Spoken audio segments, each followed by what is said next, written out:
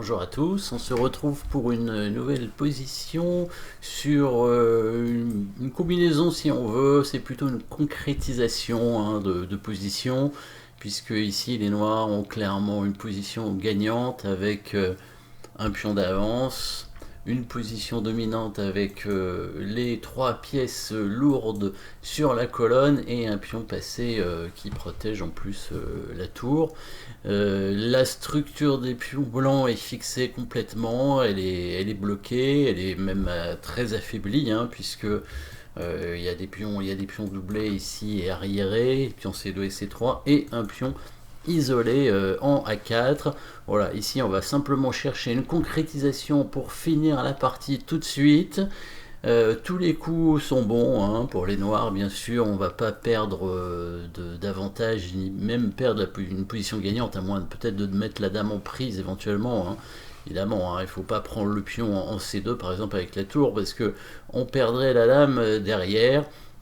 Ici, la façon la plus simple pour gagner, vous pouvez bien sûr mettre la pause pour chercher, comme d'habitude, c'est toujours le cas. N'hésitez pas, quand vous avez la position, à mettre tout de suite la pause et à réfléchir dessus, bien évidemment, avant même que je ne parle et que je dise n'importe quoi. En tout cas, des choses qui vous permettront de trouver plus facilement. Évidemment, si vous trouvez pas, bah là, il faut écouter pour savoir comment faire pour trouver et quelle est la solution, évidemment. Alors, qu'est-ce qui va se passer ici? Tout simplement, on va jouer pour la finale parce que on a un pion passé, qu'on appelle un pion passé camouflé en fait. Pion passé camouflé, en fait, c'est pas vraiment un pion passé. Dans l'art de jouer les pions, il parle du pion passé camouflé quand il va y avoir une percée de pion en général. Pas toujours, ça peut être aussi un sacrifice de pièces éventuellement, mais souvent une percée de pion qui permettra de créer pion passé. Ici, en fait, les blancs ne pourront pas arrêter ce pion passé après l'échange de toutes les pièces lourdes. Le cavalier blanc est trop loin et il sera même bloqué par la structure de pion. Le roi blanc n'est pas dans le carré, donc on va tout simplement échanger tout ici. Tour prend tour échec, tour prend obligé, dame prend tour échec, que des coups forcés, tour prend dame échec, roi prend tour et la percée de pion gagnante qui va permettre donc de créer le fameux pion passé inarrêtable parce que le roi blanc n'est pas dans le carré du pion. Alors le carré du pion, il est ici, ce carré rouge très important qui permettrait au roi blanc de venir arrêter le pion si jamais il rentre dedans. Il est trop loin, on voit qu'il lui faut 2 coups pour arriver dans ce carré. On trace le carré par rapport au pion passé camouflé, bien sûr. C'est lui qui va avancer et aller à dame. Si jamais les blancs ne prennent pas le pion noir en B5 prendrait et de toute façon arriverait sur la même case que le pion passé si jamais les blancs avaient pris. Voilà. Le cavalier blanc, lui, est bloqué complètement. Alors la seule façon d'arriver...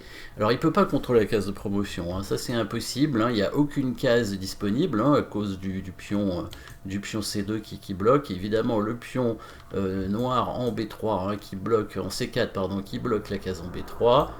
Donc là, aucun moyen d'aller sur cette case. Éventuellement sur la case A2, ça voudrait dire obligatoirement passer par la case C1, puisque la case C3 est bloquée évidemment. La case B4 inaccessible, de toute façon elle est bloquée via le cavalier noir. Donc il n'y a que C1. Pour aller en C1, pareil, il n'y a qu'une case. Il faudrait aller en E2, etc.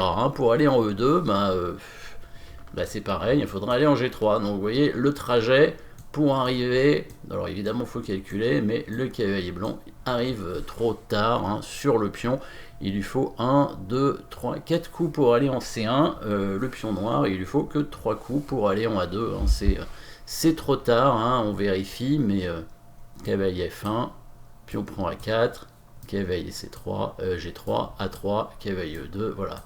Bon, il est trop tard, évidemment. Un coup près quand même, un coup près. Bon, alors, le roi blanc aussi, hein, il a un coup près du carré, hein, finalement. Donc il faut calculer quand même précisément. On n'a pas une marge énorme, mais voilà, c'est le plus simple. Si on arrive à calculer suffisamment précisément, ça demande de la précision, hein, les échecs, hein, c'est sûr. Hein.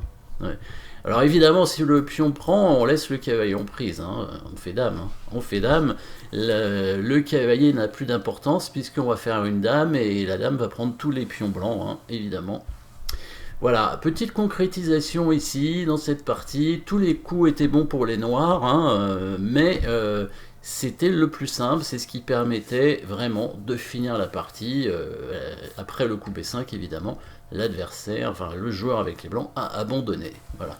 Merci d'avoir suivi cette position et à très bientôt pour une nouvelle position.